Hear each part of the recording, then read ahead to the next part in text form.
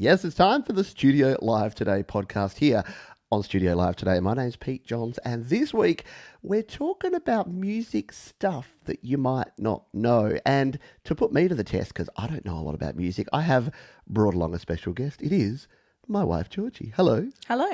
How are you today? I am quite well, thank you. It is very strange to record this podcast with someone else in the room. It's the first time. You're the first person to be here in the studio, or what I like to call our bedroom. Today? Today? In the studio, live, today. Get it? I do. See, it's information like that and witty quips that are going to make this a cool show. So on today's show, we are going to be talking about music. So you love trivia, right? I do. Your background, for those that don't know, why do you like trivia so much? What is about it? I've always just liked finding things out, and I go to I haven't been to a trivia night for a while, but I like trivia nights. I like playing trivia with you. I like playing trivia games, especially music trivia games. We've got games on the PlayStation trivia games that we can play online. I like knowing stuff, but I like finding out stuff more. Yes, you like doing the research. Then you've been doing some hardcore research for us this week, right? I wouldn't call it hardcore research. Softcore research. I'll preface this by saying that I take no responsibility for anything that's wrong, because my research, in inverted commas, was Google searches. All the Facebook groups, Reddit posts, and internet memes that we've come across. Mostly news articles from 2016. Right. So they haven't been peer-reviewed and fully fact-checked, is what you're saying. Okay, no, cool. No, they have not. It's a podcast and people are used to that. So yes, it'll be absolutely I'm assuming fine. most podcasts are not peer-reviewed and fact-checked. And the good thing, the only thing that's going to happen, the only consequences are you might say something about Jimi Hendrix that didn't actually happen, and then be embarrassed in front of a big Jimi Hendrix fan. But don't think I have any Jimi Hendrix facts, unfortunately. Okay. So did he really play a guitar on fire with his teeth? I don't know. I think that's two things smooshed together.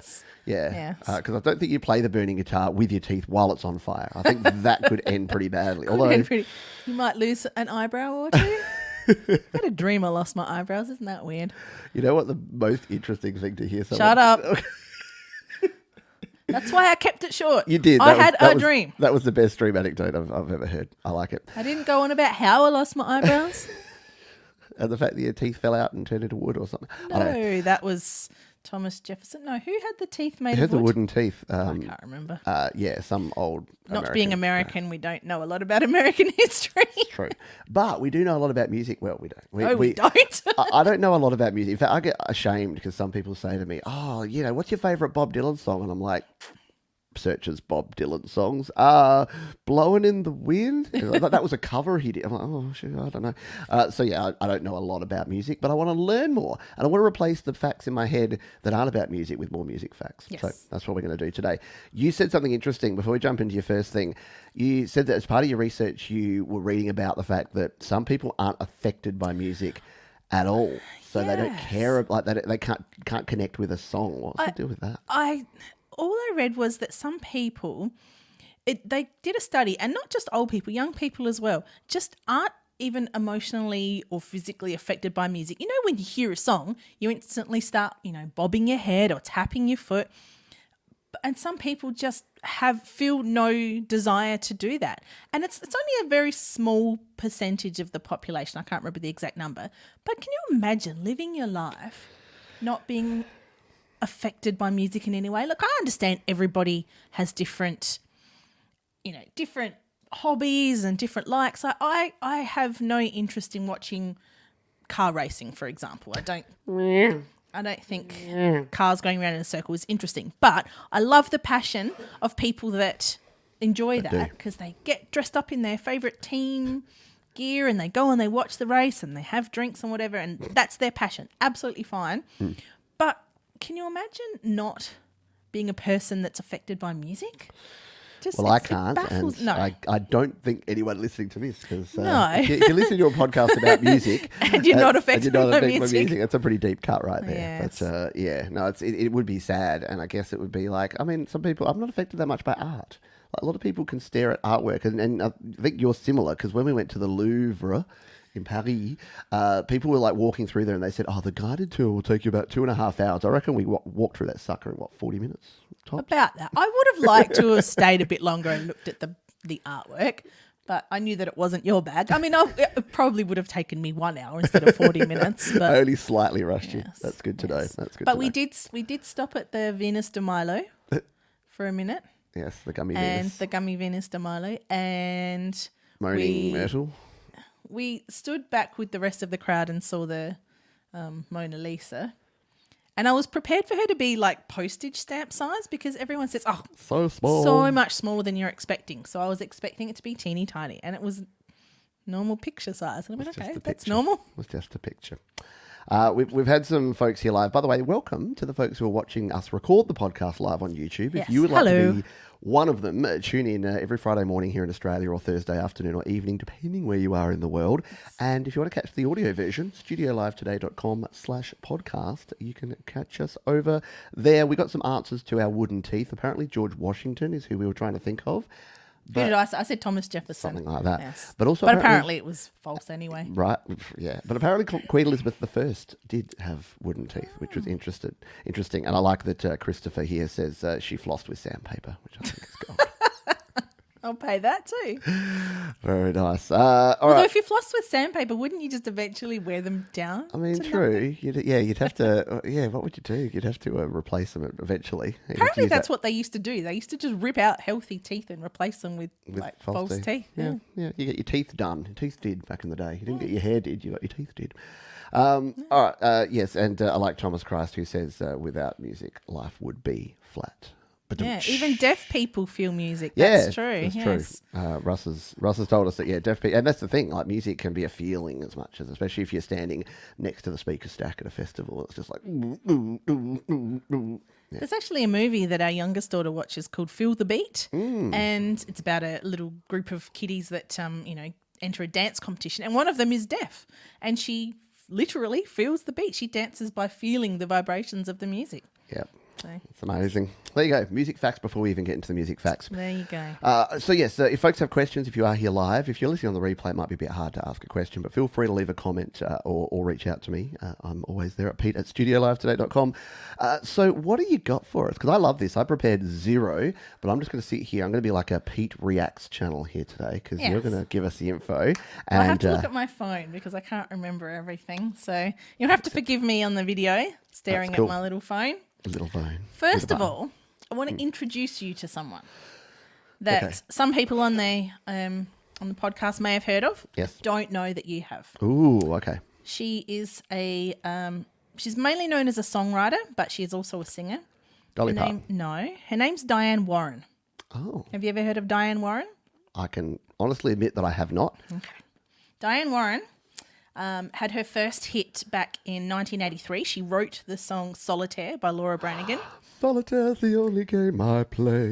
Don't think it's that one. Or maybe it is. No, it's not. But Laura Branigan wrote, that song, she sang Gloria, Gloria. Oh, yeah. Got your number. Okay. So Diane Warren, her first hit was Solitaire, but that only made it to number 7. Okay. But her first number 1 song was by a band called DeBarge, Rhythm of the Night. This is the rhythm of the night. No, different one. In the rhythm of the night. The one that goes, the rhythm of the night, you can leave them all behind. Forget Oh. about your worries and yours, whatever it is. Okay. Yes, so that So this is older, isn't it? We're talking 70s here. That was 1985. She had her 80s, first okay. hit. Yep. So she was the first songwriter to have 7 hits on the singles charts at the same time, all by different artists. She is a prolific songwriter and writes for so many different people that she can have, in the 80s, she had 7. so many. She had 7. Can you name all 7? No, I cannot. I didn't write them down. But let me tell you about the awards she's won. She's won a Grammy, Yep. an Emmy, Yep. 2 Golden Globes, and has been nominated for an Academy Award 14 times. And guess how many she won? 1. 0. Oh, a 14-time nominee with 14-time nominee for Academy Ooh. Awards. She actually did get an honorary award back in 2022. And by back in 2022, I mean last year. So she's quite Like, well, yeah. Oh, you're going to look up. No, well, yeah, because we've had Scott who's told us turn back time. So she wrote the Cher hit. You're If I could stepping turn- on my facts here. Oh, sorry. Oh, no, Sorry. that's fine. I was going to tell you about some of the Oh, songs that she's written okay, that you some of would those know. pop- yes, okay. Actually, let me tell you this. She is in the Songwriters Hall of Fame. Nice. And she has a star on the Hollywood Walk of Fame. Huh. Wow. Diane Warren has a star on the Hollywood Walk of Fame. And she's a philanthropist. Like, she has all these... So she's a good person as well. She's a good person, She's yeah, not she has all a these- music dick. She's a music legend. Yes. I think when I was looking up her philanthropy stuff, some of it was really good and some of it was like, that's okay. Well, I'll just skip over that one. Yes. Okay. No, I won't even say anything. We're going to have fun here today. We're not talking anything. No, that's I'm right. like, which political party did she choose to donate to? Yeah. No. All right. So, yes. Well, we mentioned Cher. If I could turn back She time. wrote that one. She also wrote Starship. Nothing's going to stop us now. That's one of my favourite movies, favourite songs of all. No wonder she won Golden Globes and Oscar nominees. That was probably like nominated for best awesome 80s song in a movie ever. Yeah. If you haven't seen Mannequin, by the way, Mannequin, Kim Cattrall and Jonathan Silverman, I want to say. Yes. Yeah. Whoa. 80s. Yes, the 80s. Oh, well, if you think Excited. about the songs that I was mentioning before, Rhythm of the Night starts with the most awesome, like, synthesizer kind of, it's so 80s. And I was watching the video and they're dancing around with their hair and their big shoulders. It was so good.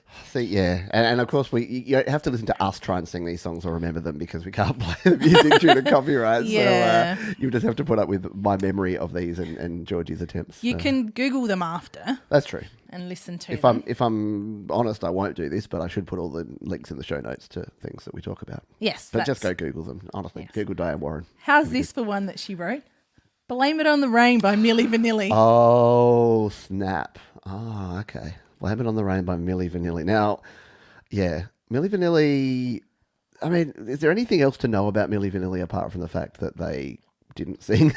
Well, they it just was a- mimed their songs. Well, I actually think that might have been slightly debunked. It was claimed that they lip synced to all their songs, but I think there was only a small amount of truth to that. I think they actually were, Musicians. yeah, they were musicians and singers, but that particular song, maybe they lip synced a little bit, lip Lip sunk sunk. a little bit of it. Yeah, it's hard to know with things like that. But yeah, there was definitely singers who were uncredited who did some of the actual singing that was the main problem, and Yes. that's why they were unhappy. And these days, I mean, isn't that what all artists are doing? Like, you could say auto tune is the new Milli Vanilli. Just hit auto tune on there, and it's not really their voice anyway. Ooh. Thank you, T-Pain. Whee! I'm on a boat. Yeah. All right. Another song that she wrote is Because You Loved Me. Celine Dion. I won't sing it because I can't do Celine Dion justice, but she wrote that in 1996. It was actually a tribute to her father, who believed in her so much that he encouraged her to write, and he bought her first guitar. And that song, Because You Loved Me, was actually 'Cause you the song love me. that won her a Grammy for Best Song, specifically written for a motion picture or television show. And do you know what... It was a movie. Do you know what movie that was from? Because Because You Loved Me Because by You Loved Me Celine Dion. by It's Celine an Dion. older movie. Yeah, that one. It's not Titanic. That was her other song. Is it an American movie? Yes. Is it from the 80s? 90s? 80s or early 90s. I think it's early 90s. Would I know? Have I seen it? I don't know that you've seen it, but you would have heard of it. It's like Is in it the... Waiting to Exhale? No, it's earlier than that. In that ballpark? It was ballpark. It's similar Is kind it of vein. Thelma and Louise? No, it's up close and personal Oh.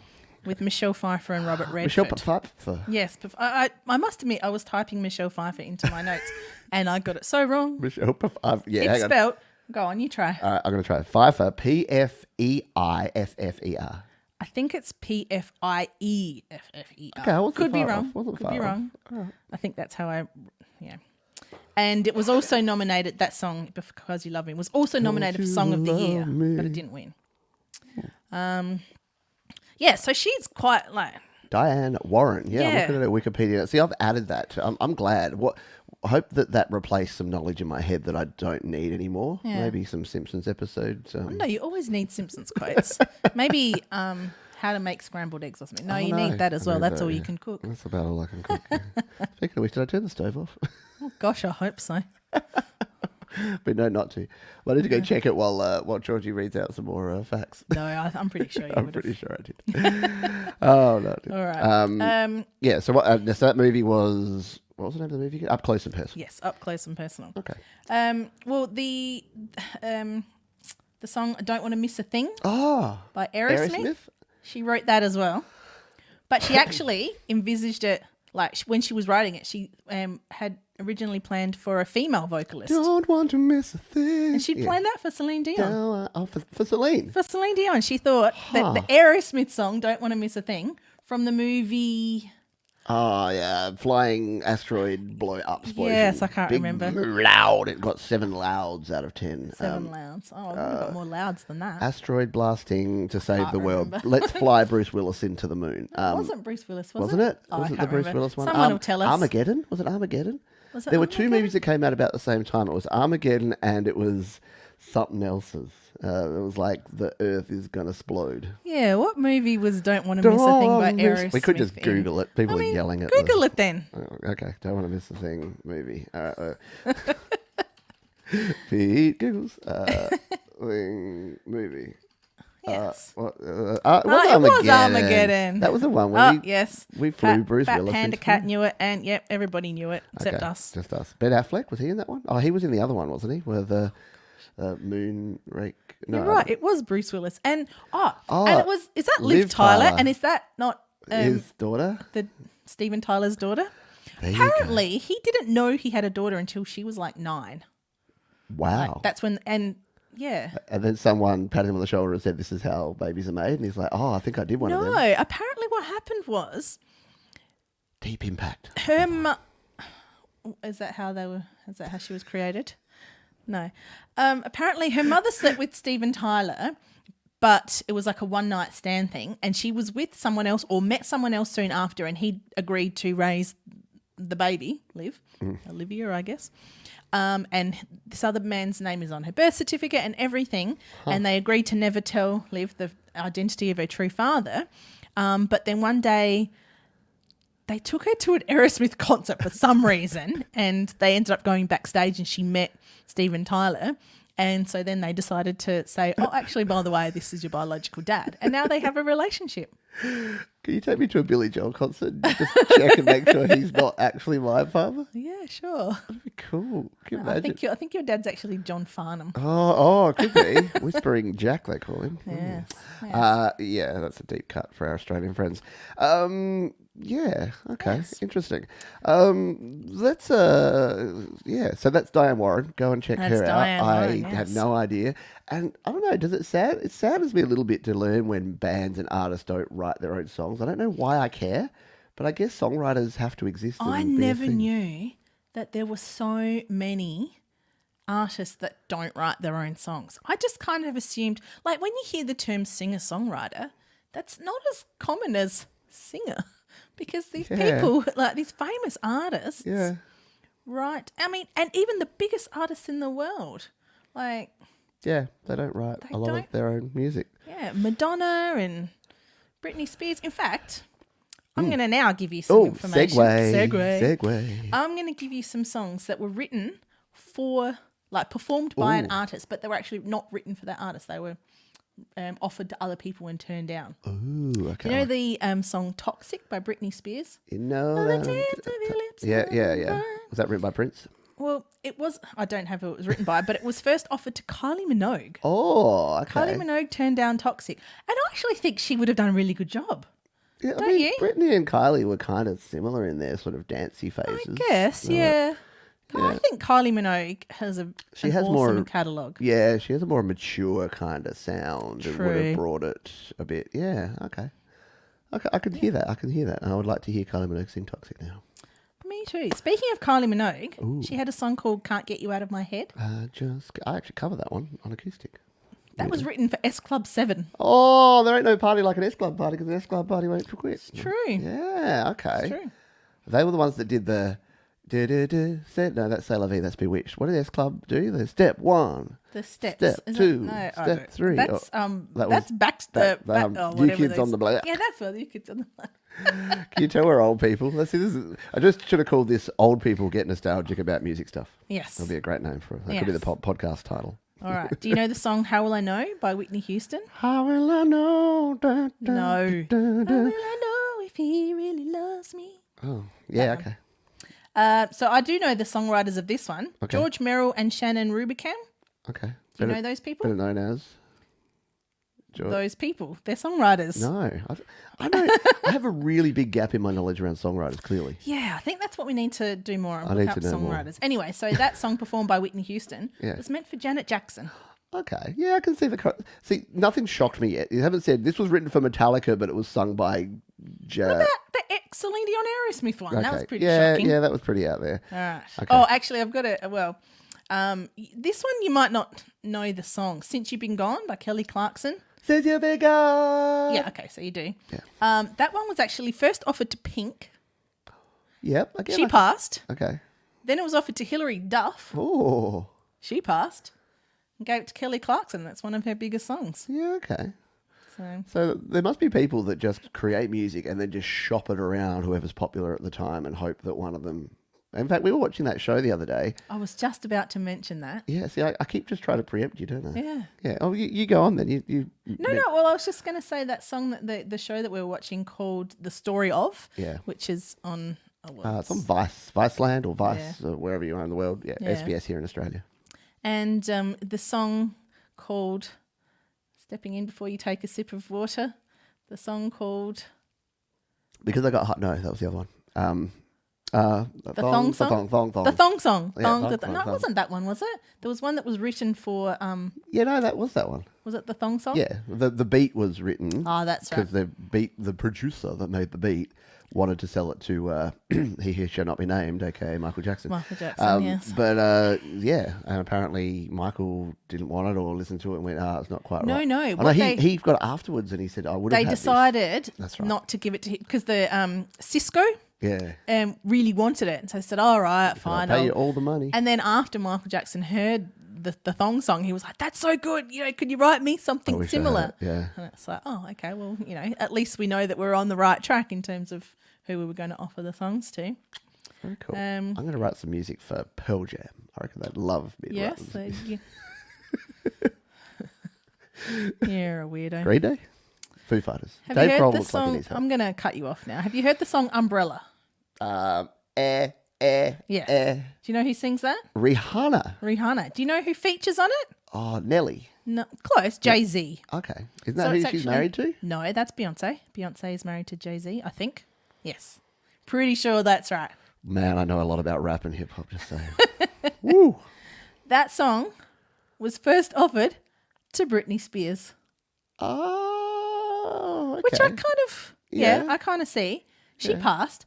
Then it was offered to Mary J. Blige Oh, okay. and then went to Rihanna. Yeah. And I don't know if this is the case or not, but I think Umbrella is probably one of her biggest selling songs. If you said to me, name a Rihanna song, so I'll say Rihanna. Is it Rihanna or Rihanna? Or Rihanna. Rihanna? It's not Rihanna. It's got an H in it, doesn't it? Rihanna. Rihanna or Rihanna? Anyway, if you said to me, name a Rihanna song, it would be Umbrella, and then I'm out. So, So yes. so yes, in my So view, it's it's the fairly most popular song. And that song actually won a Grammy in 2008 for Best Rap/Sung Collaboration. Best rap/sung collaboration. As in like Best Rap or Song. Wow. I don't know why they would That's separate. a really specific category. It's literally Best Rap/Sung Collaboration. In 2008, that's what won. I'm going to find the most weirdest, narrowest category of the Grammys and just write songs aimed at that. Write 100 songs that are exactly that and see if I can win a Grammy. Well, the most people that have ever won, who are EGOTs, that have won the Emmys, Grammys, Oscars and Tonys, it's mostly for songs because, I mean, obviously to win a Grammy, it's usually a song. And Tony. Emmys are for TV and movies and stuff. Tonys obviously, it's a lot of theatre and songs and stuff. And the Academy Awards, Oscars, they have song categories. So the EGOTs, like your Lin-Manuel Miranda and I can't think of another one off the top of my head, I think Jennifer Hudson Oh, is an EGOT, maybe, or close to, because of songs. You can't really get an EGOT for acting. no. I guess a comedian could if you had a comedy album if you're a comedian, say I can't think of. Isn't that sad? I cannot think of a non-cancelled comedian right now off the top of my head, or Steve Martin. Yeah, there you go. Steve Martin would be a good choice because he is a theatrical actor. Yes. He could win a Tony. He has That's why released I said it. several comedy albums. He's been in TV shows now. Only Murders in the Dark or something. Building. Only Murders in the Building. Average. It's okay. Oh, we watched the first season. It was okay. We haven't was got to the second or third yet. And of course, movies. The Jerk, best movie of all time. No, you're a Roxanne fan. Roxanne. You don't have to. No, it wasn't related to that. It wasn't related to that, but the movie is hilarious. All right, well, so I'm learning some things today here, and I hope you are too, because, Diane Warren, that's locked in. I've learned that Steven Tyler is apparently a bad man, and He's not a bad man. He just didn't know that he had a baby. I don't know how it happened. And they were like, Steve, see, what happens is when a man... So it was, he caught on. Good on you, Steve, you caught on. I like the whole songs were written for other people. Yes. So I'm going to start shopping my songs around to other people to sing and perform. Well, have you heard of the band SR71? I haven't not heard of them. No, I suspect that some people in your community have heard of them because SR71. they are a kind of punky, almost ska kind of band. Like it's almost a cross between like Blink 182 and I was going to say Area 7, but non-Australians might not know Area 7. What's the band that we went to see? Living End? No, at the Heaven. Real Big Fish? Yes, the one we listen to all the time, Real Big Fish. It's got that sort of vibe. Okay. So SR71 wrote a song called 1985. Oh. And have a video clip of 1985. 1985. Yeah. That's and Bowling then for Soup. the lead singer, whose name is Mitch Allen, was friends with Jarrett of Bowling for Soup. And they went, oh, you guys should do this and put it on your new album. And it blew up for Bowling for Soup. That's that's interesting. And I don't know if it's on your list, but the one you told me about when you were first doing your research a couple of weeks ago, is that one on your list? No, I'm finished now. Those. Okay. I can't remember. What did I say? No, the Natalie Imbruglia. Oh, yes, Torn. So it was the same sort of thing, wasn't it? Well, that was more of just a cover thing. But I thought maybe non-Australians might not know Natalie Imbruglia as much. Well, I think, let me know, again, folks that are here live watching the live recording from the US or Canada or the UK, Natalie Imbriglia's song Torn actually is a cover song. And the original band, and I've forgotten the name of the original band. I can't remember. Their version is actually super cool. Yeah. Like, it's really good. And the other one I discovered recently was George Harrison did a song called I Got My Mind Set on You.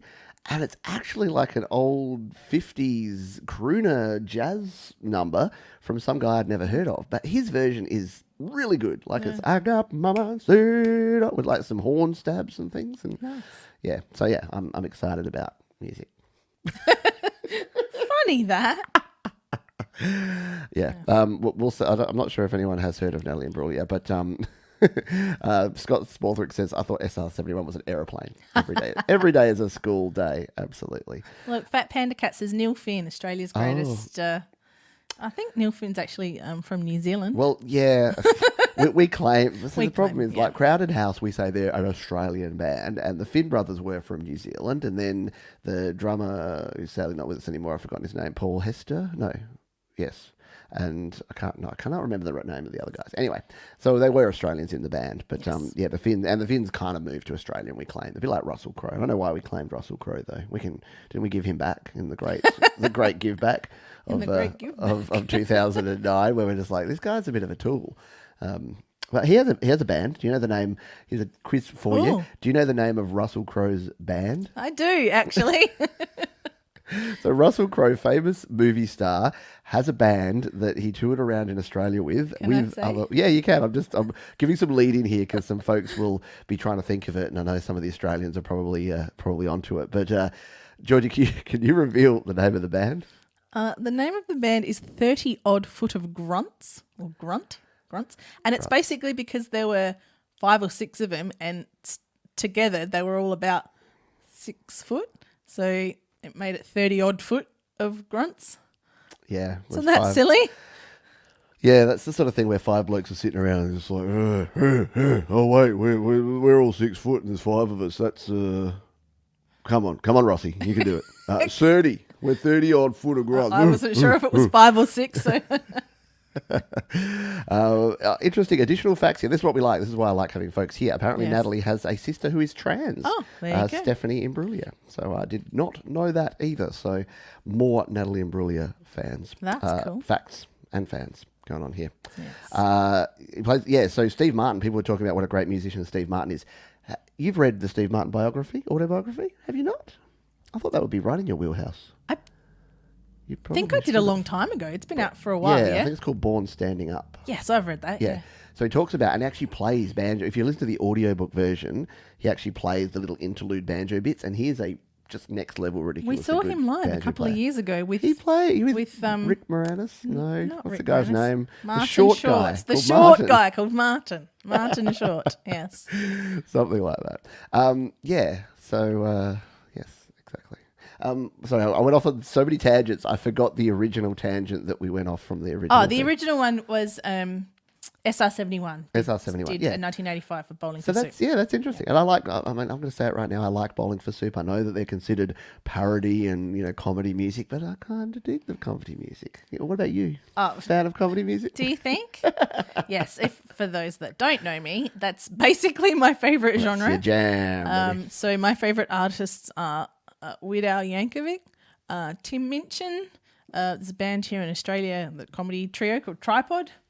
The Lonely Island. There's another Australian group, a bit more recent, called Axis of Awesome, which I've just started listening a bit to. Garfunkel and Oates. But yes, Garfunkel and Oates. I wouldn't necessarily put Bowling for Soup as a comedy band, but I do like the lightheartedness of it. Oh, and actually on that, Mitch Allen, who wrote the song, actually was in the video, in the 1985 video. You know how there's the lady and she's dancing around on the hood of the car and stuff, so he was a bystander in the video. Don't you think that's a bit of nice symmetry? I like it. Yes. I dig it. Well, there you go. A lot of songs being written by other people and caring and sharing in the music industry until they have like a big lawsuit where they sue each other later. Well, hopefully not.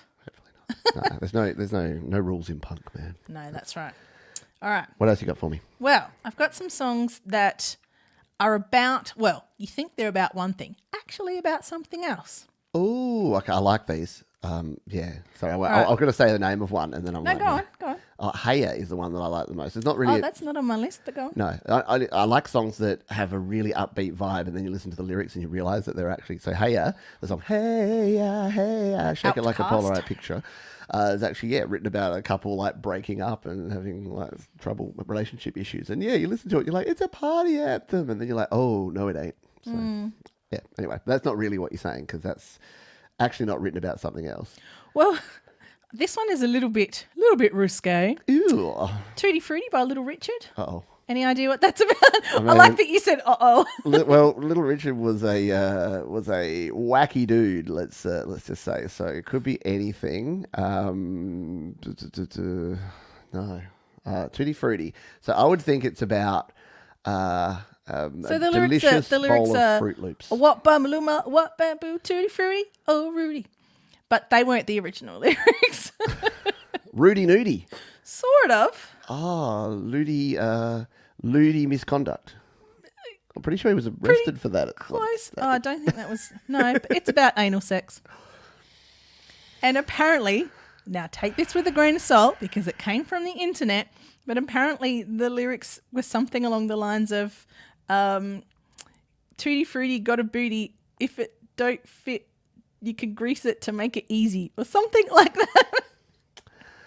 I'd just like to mention this is the PG-13 version. Actually, no, that's probably like MA-15. Yes. Oh, Because apparently when he wrote it, he was gay, and now he's not gay anymore. isn't he also not alive anymore? Well, maybe he's not alive anymore, but then he decided he wasn't gay anymore, so he stopped having sex with men. But yeah, Tutti Frutti about booty sex.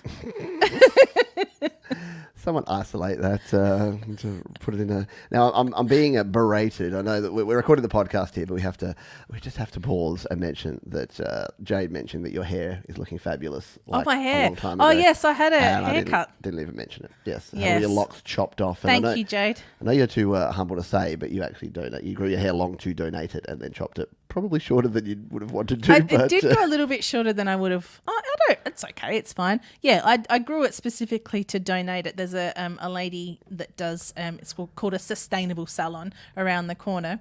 And she does all the work. So all I had to do was actually Charlotte was there. Our youngest was there, and she actually did the chopping. Yeah, so the lady chopped it off and put it in. Well, she put it in the little plaits and then chopped it off and then put it in a Ziploc bag, and we wrote all the details on there. I made sure I hadn't dyed it and I hadn't cut it for a long time, so they could donate it to, I think it's Variety or one of those places that make wigs for children with cancer and alopecia. So that's why the short hair. So thank you, Jade, for noticing. Nice. Okay, this has been hair chat. Yeah, it's hair chat Studio on the podcast. I can't join in because obvious reasons. And if you're listening in the audio. Yes. It's just just above my shoulders. How's that? There you go. So there's a good, if you're just listening on the audio, there's a good reason to come over to studiolivetoday.com and check out the video version. I don't know why I went to my radio DJ voice. I'm going to leave the last comment about that Little Richard thing, and before we just remove it from our memories, to Christopher Rossi, who said, lucky he was little Richard. Oh, lucky for the other men, yes. All right. All right. Yeah, this one's also a little bit, a little bit saucy. Summer of '69. What's that about? Hang on, got my first real 6-string, played it to my fingers. But I think it's about a young man discovering himself and his love of music. No, it's about sex. Not specifically any positions, but it's a metaphor for sex. Because guess how old Bryan Adams was in 1969? 10. Oh, okay. Oh. Yeah, he was 10 in 1969. Oh, so it was about his adolescent awakening. Yeah, it wasn't him reminiscing back to his heyday. It was just a metaphor for sex. It wasn't about anything specific. Those were the best days of my life. Yeah. Oh, it wasn't actually autobiographical. It was just poor little 10-year-old Bryan Adams. Bryan Adams. If he played his guitar till his fingers bled, it would have made it Was difficult. it Bryan Adams? Was that who sang it? Yeah. Would have made it difficult to do other things. A 10-year-old might want to. Oh. Anyway, moving on. You started it. You might actually already know this one. Oh. My Sharona by The Knack. I mean, it's about a girl called Sharona. Yeah. So, I mean, yes, it's about a girl called Sharona. The thing about it is Doug Fiegler, is that it? Fiegler, who wrote it? He was 25 when he wrote it. Sharona Alperin was 16. Oh. At the time. Yeah, okay. So, yes. Well, there's a lot. Was that the Knack? Yeah, yes. The Knack. That was Trevor Bear saying. There were a lot of really right back to the Beatles. She was just 17. You know what I mean? I'm like, yes. I do, but I don't want to. Yes. And there's another one. I think Mellow Yellow. Like, I'm just mad about 17. 17's mad about me. Like, which was can't remember that guy's name. Someone mentioned it in the chat before. But yeah, I mean, who knew that rock stars were creepy perverts? Like, I mean, we won't mention people like... No. I wasn't going to say He Who Shall Not Be Named. I was going to say the one who wrote that giant rock opera. Oh, yeah. And the, who's that rap guy that wrote... Yeah, that's the same one. Same one, yes. Come cleaning up the closet. No. Yeah.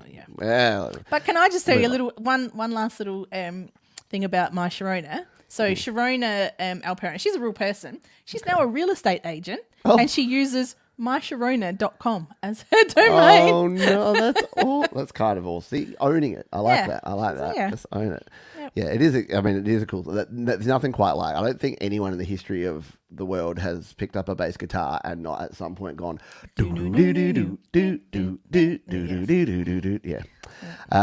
Yes. Oh, see. Oh no. Okay. More comments about people that I won't put in a public forum because we won't. What is it? Not blaspheme. What's that thing where you defame? Yes. We have to be careful in public forums. But yeah, feel free to go and look up on Google these people and find out more about them. All right. Okay. Yeah, Shall we move on? I think so. Wow. I'm gonna have to put like a little explicit warning on that part of the show. All right. I'm going to ask you a question now. Okay. Which country do you think has the most heavy metal bands per capita? Per capita. Yes. I mean, my mind immediately goes to Scandinavia because they kind of own metal. Like, they got a lot of black metal. Like, I don't know a lot about metal. Like, Jade Star's already answered and Cold Acre have already answered in the chat. But it's between, in my head, it's between Sweden and Norway. Or Denmark might have come out of left field. None of those. Oh, shoot. And is it Scandinavia? Yes. Oh, it's got to be. Oh, it's like. Yes. Oh, Finland. Yep, bring it up.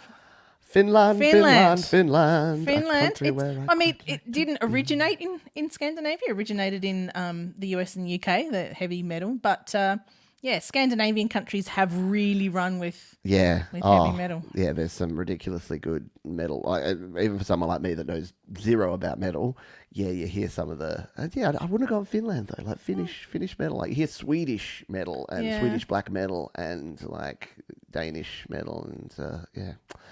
What do you think's the least metal country? Did you look up the least? I did not, but I'm gonna say South Africa. No, I have no idea. I'd love to hear South Africa. All right out there, you all ready to rock? Oh, don't do the accent. Don't do the accent. Well, speaking of Hope you're having a fine night. Speaking of countries, what is the only band to have played on every single continent? Okay, what's the freaky band that went to Antarctica is the question you're asking, Yes. basically. Okay. Freaky out there. And I bet whack. some people know this one too. So don't look at Don't look at the screen. All right. Some people know. Okay, I'm thinking it's got to be like a big band, not like a big band, like, but a big band. It'll be like Metallica. It's Metallica. Oh, It's Metallica. Apparently, in 2013 they went down to Antarctica and they played at Carlini Station. Okay. For 120 scientists and competition winners. So apparently competition winners went down to watch Imagine watching Metallica play in Antarctica. Like, if that's not a bucket list item, it now should be. I'm not sure it's ever going to happen again. But can you imagine? Metallica in Antarctica. And apparently one of the scientists had their little recorder out and Lars Ulrich punched him in the face and said, "You're not stealing my music." And then he sued a penguin for copyright infringement. You're a dick.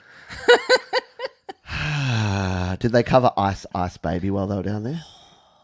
I missed it. If they didn't, they Give me missed fuel, a give me trick. fire, because my toes are freezing off. Ugh. Well, do you know that fans of heavy metal music and fans of classical music have very similar personalities? Apparently, studies show that heavy metal fans and classical fans are usually introverted and creative. Don't you think that's the case? I think that's the case. Yeah, that's true. I don't know, because the weird thing is, you think about metal fans and you think about them as being more extroverted. Like I don't think it's actually true. Well, I know it's not true because I know many metal fans. But like you see people walking around, and if they've got like out their hair and they're wearing like a metal band T-shirt and ripped black jeans and chains and stuff, you're just like, that person's pretty out there. But when was the last time you saw one of them walking down the street like yelling "Anarchy," like metal forever? And the same with classical music. Someone's like, "Bend me over, I'm barking mad," like on their T-shirt because they love bark so much. Or Mozart is the best art. Just ask me. No, Did you just come up? I've just come out of Haydn. Only his son could do that one. Oh, or his boyfriend. Or boyfriend. We get, you know how they're with rails, and then sometimes you get off the rails a little bit. Yeah. Yeah, we're well and truly off the rails. Truly.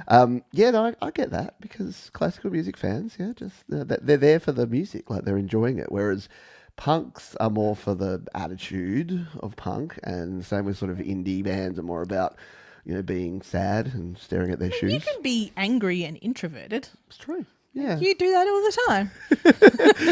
When you were saying that, you were actually pointing at me saying you can be angry. And Well, I'm not, saying, not the Roy, not the yes. generalized you, but People you. in general can be angry and introverted, but creative. Creative people tend to like heavy metal or classical music. I like it. Yes. Yeah, that's why there's symphonic metal. Exactly. And a Yeah, lot of and they go together so well, don't they? yeah, I like the band that comes to mind is Jack Black, Tenacious D. Like they are, like Jack Black is very classically trained, and you hear some of the like. There's the they'd have a song where it's like this is Bach, and it rocks, and it comes from the school called the School of Hard Knocks. Give it up for KG. The punk rock tried to destroy the metal Yeah. one. That one. Yeah. I can't remember what it's called, but punk rock tried to destroy the metal. That's my Jack Black impersonation. That's a good Jack Black impersonation. I'm gonna pay it. How are we doing on stuff? Are Well, we there? Nearly. Ooh. I'm going to ask you another question. Ooh. What do you think is the biggest selling musical instrument in the world? The biggest selling musical instrument in the world. Now, immediately you go to the classical things. Not classical, but you'd go like guitar, I'd say first up. But guitars are pretty hard to manufacture. And like in a third world country, they're not rocking too many guitars. Same with pianos, really complicated to make, and keyboards. So I wouldn't say that. I'm going to go out on a limb and say that there are so many primary school students and elementary school students subjected to this. I'm going to go recorder. You're close. Ooh. You're very close.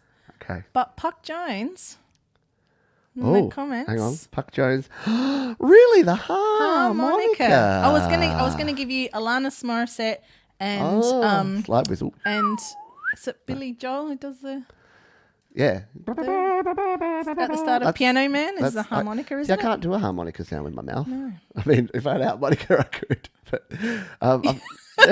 Yes. but not without it. It is harmonica is the most sold instrument in the world. Don't you think that's interesting? Because like you said, it's not when you think of bands, even classical band, you think of trumpets and double bass and flutes are pretty small. True. And piccolos and things, but harmonica. Yeah. What about two sticks? Because there'll be people making music by banging two sticks together. Triangles are pretty good too. I wonder if they'd be up there. But I guess there's not a lot of demand for triangles. I don't know. I've never used triangles in a song. Or I've used cowbell. More cowbell. Yes, I've heard your people say that. More cowbell. All right. How are we for time? We've got probably another 5 to 10 minutes left in the podcast. You got another 5 to 10 minutes worth of gear. By the way, everyone else was on the same thought recorder as well. So, yes, but I must look up how many recorders are sold compared to harmonicas because they might be pretty close. I think maybe recorder is second. I think parents who've been subjected to their child playing a recorder has that just burned into their brain, so that's why they're probably thinking that. Well, when Charlotte came home from school one day and said they were learning recorder and I picked it up and played The Rose by Bette Midler, she was quite impressed and shocked. Yeah. Because that's basically what... That's an instrument I can actually play. I like it. Not a lot, but I can play a couple of songs. I can't coordinate the having my thumb and my finger at the same bottom time. one is annoying when you have to do the No, I played clarinet very unsuccessfully for about 2 or 3 years at high school because I wanted to play saxophone because I wanted to be cool, and they said you really should learn how to play clarinet before you learn how to play your saxophone. Did they say clarinet? Clarinet. I don't know what voice that was. But I get in trouble for accents, so I just did one that can't be associated with any people. But yeah, I was actually so terrible at it because I just couldn't get it. Like my embouchure was terrible. Like I couldn't do that perfect on the lips thing. And I never practiced, and I hated it. So there was a few problems. What else you got for us? Okay. This one's a bit boring, but I'll ask you anyway. It was just a filler. Oh, nice. What year? Can't be your killer. Year were CDs developed? It's actually earlier than I first thought because I have done some research on music formats in the past, and that would be a good podcast for a future, history of music formats. So it was developed.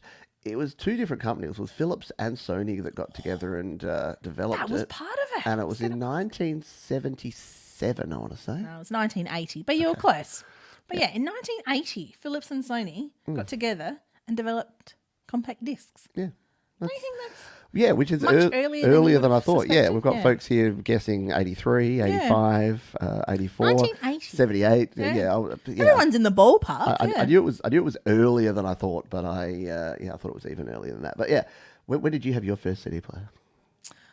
Oh, I don't think I had a CD player until 19. Oh, do you know when I got it for my 13th birthday? So you'd have to do the maths on that. I'd have to do the maths, and I'm not going to. 1993. No, Yeah, no. I have no idea. No, I was earlier than that. 1990, because, yeah. 19. Yeah, it would have been 1990. Wow. So, I was okay. going to say 1990, and it was for my 13th so wrong. birthday. Yeah. Now everybody knows how old I am. I know. Well, see, I was giving you 3 years. I was giving you an extra 3 years to make you sound young. Yeah, nice. All right. Well, here's another one. Yes. Who was the first entertainer, so general entertainer, to have both an album and a movie reach #1 in the same week? Album and a movie. So it's obviously got to be a performer, singer performer who also acts in movies. Oh, was it Phil Collins? No. Okay. Wasn't he in that bad movie about the train robber and also had some bad songs? Yeah, no, he probably wasn't number one. You know what number I've one. just realised? I don't know what the movie or the album were. I just know the entertainer, so we're going to have to look that up. I'm gonna have to look it up. Entertainer, movie, and album. So we're thinking musicians or singer act as well in movies, and It's a movie not that Prince. not Prince. Oh yeah, because he was in that movie. Yes. I can't. I'm blank. Oh, it might have been even early. Was it like Frank Sinatra or Dean Martin or No, someone it's wacky recent. like that? It's recent. Recent. Like somebody who's still 90s. around. Yeah. Annie Lennox. No, she doesn't act. Cher. It's not Cher, but I'm going to tell you. It's Jennifer Lopez. Jennifer Lopez. Yes, and don't do that. No, that was really inappropriate. So that was a South Park thing. Yes, it was South Park. But yeah, now we're going to have to look it up because, I mean, Okay. maybe not this second. We could do it after. But Jennifer Lopez apparently had a #1 album and a #1 movie. Jennifer Lopez. Jennifer Lopez, #1 album. Yeah, Oh, go. number one movie It was and album. It's in my search history. I must have been in- cheating. No, I think it's It's just probably just a well-known fact. it was the wedding. No, it was not the wedding planner. Okay, 2001. Yeah, it was. Oh, it was the wedding planner. The wedding planner. The Wedding Planner and her album called J-Lo. There you Okay. go. I reckon Cher could have been right up there because she Could have was. been. Didn't she win an She was in a bunch Academy of movies. Award She for was in like The Mask? The Mask. Mask. It wasn't The Mask. That's the Jim Carrey one. But there was a movie about. I'm gonna get this all totally wrong. It's not the Elephant Man. Like the 'cause boy in that's the a bad. bubble, but yeah, yeah. no, the guy. Yes, I know the kid. Yeah, Yeah. I'm sorry, I'm getting all the information wrong. I'm being super inappropriate, but it was a really good movie, and it was about a guy, and I cannot remember his name, and that's really bad of me. But she you played look the it mum. up. I mean, I could. Mask, and it was actually. She's been in a bunch of movies, wasn't she? In Moonstruck and Mermaids And yeah, and here's a bit of trivia for you. Eric Stoltz, who was originally Marty McFly in Back to the Future, Yes, and got they replaced. hired him based on his performance in Mask, which was in 1985, the same year. Because someone had said, "Oh, this guy Eric Stoltz is really good," but he was so serious that he couldn't bring any comedy to the comedic performance, and he wanted to be like a method actor and do it all like yeah. So they replaced him with Michael replaced J. him Fox. with Michael yes. J. Fox, which is yeah. Yeah, so she was in that movie. Well done. She's been. I really liked Mermaids. That was one of my favourite movies growing up as a kid. Yes. That was the one with the Shoop Shoop song. Wanna Shoop know Shoop. he loves you so what's in his kiss. That's That's where where it it is. I is. thought that was Beetlejuice. No. Oh, That was that was Winona Ryder. that was Winona Ryder and John the, Merrick. the song the where name they of the guy that the movie was based on. Well, that's the Elephant Man, isn't it? Is it? I don't. John Merrick is the Elephant Man. I don't think it was Is that one. the politically correct 2023 name for him? Like, did he? Well, call that was the himself- name of the movie. Was the Elephant Oh, Man? yeah. Which is okay. I'm not going to go. I don't know. Like, I don't know if the Elephant Man was something that he referred to himself as, or was that like a I think derogatory there was term for it? he had a disease called elephantitis. Yeah, true. But okay. I don't know. Maybe I'm oversensitive, and I just think that anything that sounds like it's cruel was probably just something cruel Yeah, from the probably 80s could. when. That- Rocky on there- Dennis. that- Rocky Dennis. That was Rocky the Dennis. actual guy. There you go. Yeah. Can you just scroll up? Just one. Third person prod wants to know where your little distro kid down. Oh, yeah. So for those watching on the video version, the little Distro Kid plushie that's in the background over... Oh, see, I never know how to point There the he thing. is. There. Came from Distro Kid. They're not selling them yet. I did tell them that so many people have asked that they should totally sell them on their merch store, but they're not available yet. And for those watching on the audio, it's a little plush green He's a little cute green Distro plushie. Kid monster that you can you can look at. He's good. Elephant Man was directed by David Lynch. See, we're Yes. getting it all totally right. Yeah. But yeah, I did say at the start. Mask was with Cher, and it was about Rocky Dennis, Yes. and Elephant Man is about John Merrick, And The Mask was with Jim Mask. Carrey. Somebody And I want to shut say Cameron Diaz was in it. I could be wrong. In The getting, Mask? Yes, now we're getting way into the weeds. We are. All right, you got something to finish. Got something to finish strong with? Well, I don't know about strong. Have you mentioned that a significant event occurred in your life this week? Oh yes, no, No, I did. I mentioned my but birthday. it wasn't. Or did something It else wasn't happen? that. It was your birthday. Yay. Not that significant, but you had did. another. Another trip Lap around around the the sun, is that sun? what they say? Something like Yeah, that. I did. So thank you. Thank you to you, and I got some awesome presents from my family, and I enjoyed myself. I had fun, and I didn't do anything on Wednesday at all, apart from I didn't do any work. That was my gift. That was my gift We to went myself. out for lunch. We did. We went out for lunch, and then we went out for lunch again yesterday. So I've had kind of a birthday week. No, we went out for dinner yesterday. It wasn't lunch, wasn't it? dinner. And lunch. No, we? that was the day before. That was on my birthday. Don't worry. Yes. I'm losing track of time. But yes, I'm now 21, which means I can drink in the US next time we go. So that'll be Sure. good. Yes. As long as you have no further follow-up questions or want to see my birth certificate. Yes. I was born on the 1st of March, and weirdly enough, when I go to the US, they assume that it was the 3rd of January. So Because of the date. whenever you, like last time we were in Las Vegas, they kept signing me up to like the rewards things at the casinos.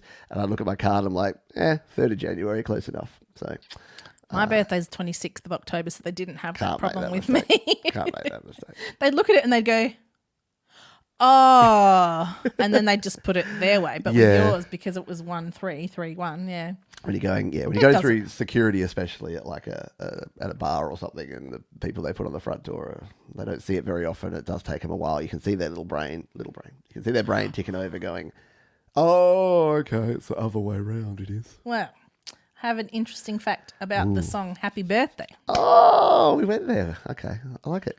Connected That's the why dots. we have to mention it. How much money do you think the Warner Music Group, who owns the license for Happy Birthday, Yes. earns per year?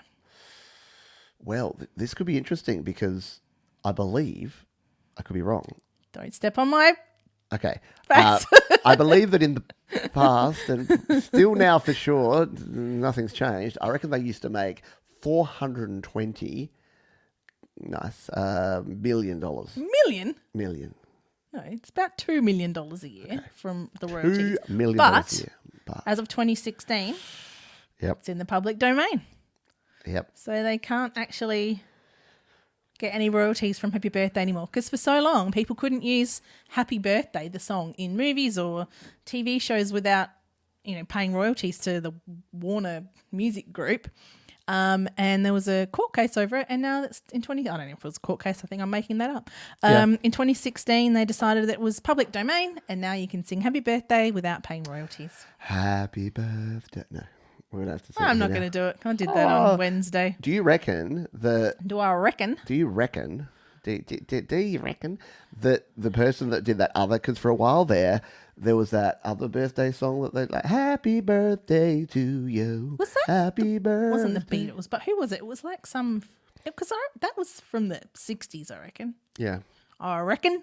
Maybe it was... Well, third person pod here says, didn't Paul McCartney own the license for Happy Birthday at one point? Maybe it was that Maybe song. he did, or maybe he owned that version. Oh, it was Yeah. Stevie Wonder. Stevie Wonder. There you go. Yeah, finally, Happy Birthday has been freed. We can all Yes. enjoy it. You know what we've got confirmation. As soon as two people in the chat, that's my version of research. As soon as two people watching the live show say the same thing, then it's correct. Yeah, it reminds me of Stevie Wonder. Don't they have to do that in like journalism? They have to get can have their sources confirmed. Yeah, exactly. My sources confirmed. Speaking of which, I'm hungry. I'm going to have some fries with some delicious sauces. No? Oh, see, the folks on the audio version can't see the pure disdain which you look at me when I try to true. make a joke. I'll try An to send it innocent down joke. the microphone. There you go. Did you feel that? Did you? All right. Thank you for coming on the show. That's all right. It's been a lot of fun, and thank you all for listening in. I did it without wine. Are you proud? I know you did it without whining at all. I mean, without. Hey. That was a real hit. Oh, abuse. Sorry. It's all good. So thank you for tuning in. Again, if you're watching the audio version, watching the video version, you can go to studiolivetoday.com/podcast. Subscribe to the audio version because it's the sort of thing, listen back to it. Sit in the car with the kids. Skip between about the 20-minute and the 26-minute mark. But the rest of it's going to be fine. Yes. Otherwise, you'll have some splaining to do. And if you are listening on the audio version as well, studiolivetoday.com is the place you can go to find out all the things that are going on over there. Coming up on the show this weekend, we're doing a Canada special for the happy hour. So our Canadian friends, we're going to play a lot of Canadian artists, which should be good fun. We have Your Music Live, of course, which we do each and every week. And I'm releasing a brand new song, drums by Jade Starr, which is called Sink or Swim. And it's a bit of a punk song, a bit Bowling for Soup inspired, considering we were talking about them earlier. All comes back around. So that is going to do it. Any parting words from you, Georgie? Oh, now you put me on the spot. Thank you to everybody for being here and for commenting on my hair. Georgie's going to come back on now because you said nice things about her hair. But no, if you would like us to do this again, it was really fun, and I liked it because I had to do zero preparation. But yeah, I had to do all the work. Exactly. I've learned about songwriters, and I've learned about the meanings of songs, which I can't unhear. You can't. What did they say? You heard it. You can't unhear it. Yep, exactly. All right, that's going to do it for this week's episode. As we say at the end of every show, please be kind to yourselves, be kind to others, keep creating. See you soon. Bye.